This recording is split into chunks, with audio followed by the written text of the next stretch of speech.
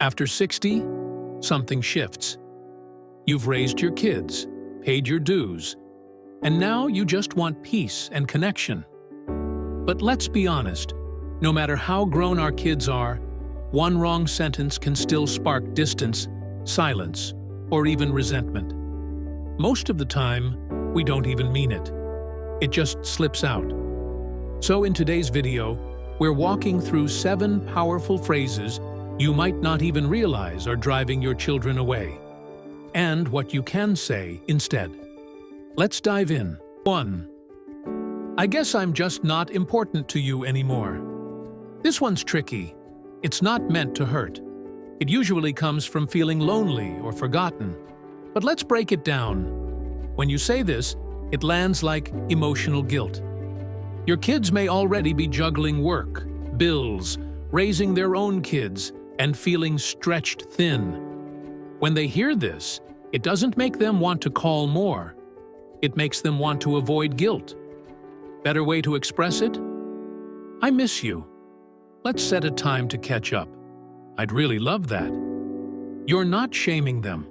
You're inviting them. That's how bridges are built. 2. When I was your age, I already had it all together. We think we're offering perspective, but it can come off as a put-down. Remember, your generation faced different challenges.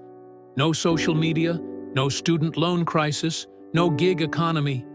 What sounds like wisdom to you might sound like criticism to them. What to say instead? It's a tough time to be your age these days. I'm proud of how you're handling it. Validation goes a long way.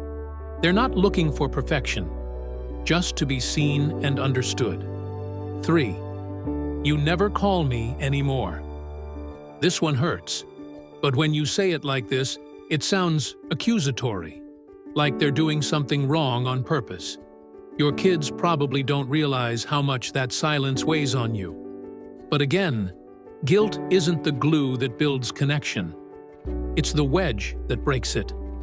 Say this instead. I'd really love to hear your voice more. It makes my week. Now you've given them a reason to show up, not a reason to avoid you. 4. You're raising your kids all wrong. Whew.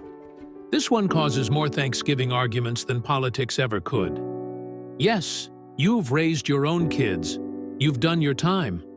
But remember, times change. What worked in 1980 might not work in 2025. Your way isn't wrong, it's just not the only way. Your kids want to feel trusted as parents, not undermined. Try this instead. It's beautiful to watch you raise them in your own way. If you ever want my help or advice, I'm here. Respect is a two-way street, and this sentence paves it smoothly. 5. You only come around when you need something. Even if it's true, saying this out loud turns the moment cold fast. What you're really saying is, I feel used. But when framed like this, it comes across bitter.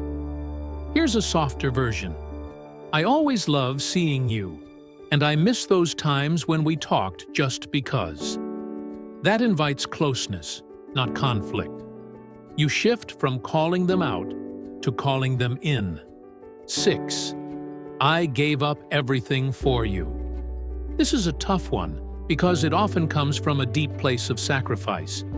You gave your time, your youth, your money, maybe even your dreams. But framing it this way loads your children with guilt they never asked for.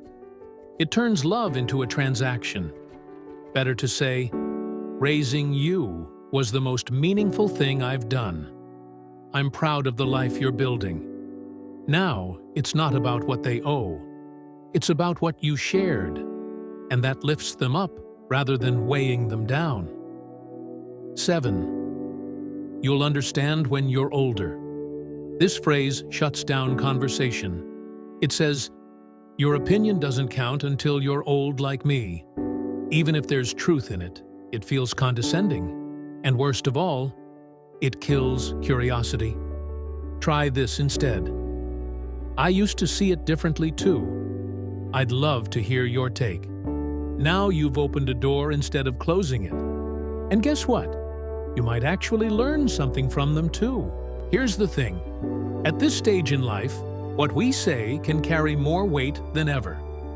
Not because our voices are louder, but because our words are soaked in experience. But experience can either build walls or build bridges. And when it comes to our kids, especially adult kids, those bridges are everything. So choose words that open hearts. Speak from love, not guilt. Lead with kindness, not control. Because the goal isn't to be right, it's to stay connected. And that, my friend, is a kind of wisdom that no textbook ever taught. If this spoke to your heart, maybe send it to someone who needs to hear it too. Or write down just one phrase to practice changing this week. You've still got influence. You've still got power. And your words still matter. More than ever. So use them well. We'll see you in the next one.